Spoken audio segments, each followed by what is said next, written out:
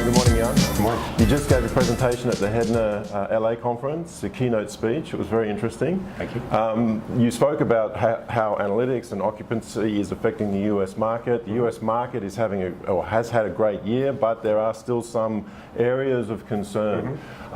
If I was an audience, but what would you like for the audience members to take away as 3 key points for them as part of from your presentation? Yeah, so number one is that 2018 was the best year ever. Yeah. Sold more rooms than ever, had more rooms revenue than ever, highest occupancy in RevPAR ever. So we are at record level, and that means then that growth is going to slow. So the first takeaway is 2018 was a record year.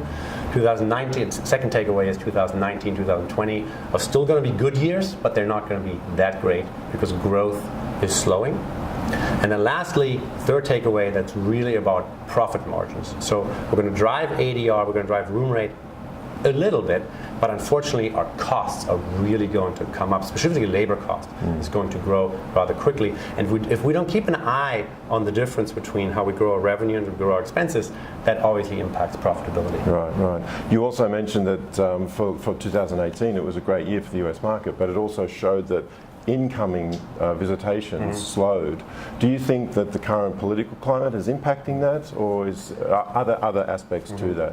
Yeah, so I want to be clear, it didn't slow, it's just the growth is not quite as robust as it is for countries around the world. So we see a lot more long-haul travelers, and the US is just losing share. So they're growing, the number of people that are coming into the US, it's just not growing as quickly. Right. Why is that? I think a couple of reasons. Number one is there's a lot of turmoil around the world, and that makes the US dollar sort of the currency of choice. So the US dollar gets more expensive, which means vacations to America get more expensive. That probably has an effect. The other one, the other piece I think that is real is the rhetoric from the administration. It's just not very welcoming right now. And I think a lot of people are saying, well, if I can go to other countries that really want my dollars or my euros or my yen, what have you, I'd rather go there. Sure.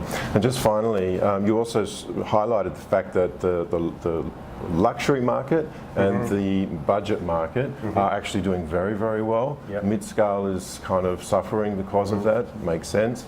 How do you see that dynamic continuing? Is it going to stay like that? You also mentioned that I think it was 70% of the development is in the budget sector. Is in the limited service sector. Limited service sector. So that says to me it's going to stick around for a bit longer yet. Yeah, so on the luxury side, you'll be fine because there's no competition. Yeah. Limited service sector, you open your back door and there are cranes and they're building competitors. So that's going to be really, really hard. And the economy sector, I think, is going to be fine just because we're actually imploding economy hotels. Yeah. So I think what we're seeing in 2018 is probably going to be what we're seeing in 2019 and 2020. Yeah. So if I was operating a mid-scale hotel or a mid-range, what would be some considerations that I might like to think about?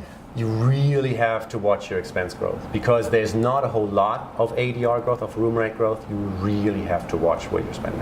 Okay, great. Jan, thank you very much. My pleasure. Thanks, Dad. Bye-bye.